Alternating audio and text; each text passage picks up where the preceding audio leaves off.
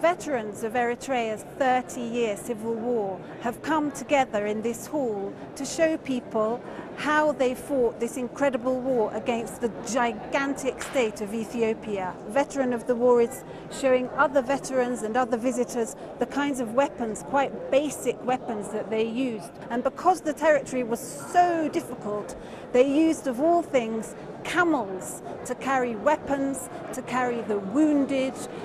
The Ethiopians, meanwhile, they used tanks and other sophisticated weapons.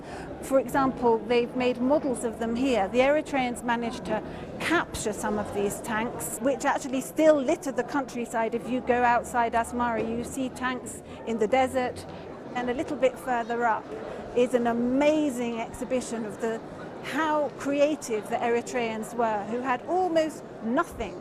This model is of a man who had his whole jaw blown off by a bullet, and they performed a tracheotomy with, of all things, a part of a biro. This was part of a biro that they used, and this man survived. Here we have a bra that they made for the women fighters, because there was nothing in the bush. They had to make everything themselves, so this was a bra, and you can see they made a pretty little rose here.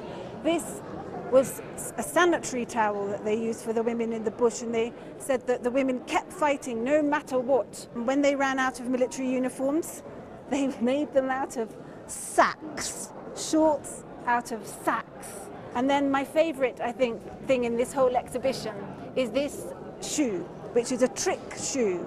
If you look on the other side, they made a sole which they glued on, which was pointing in the opposite direction. So the enemy thought, when they were tracking them, that they were walking in completely the opposite direction. And this kind of shows the spirit of self-reliance that in many ways lives on in Eritrea today.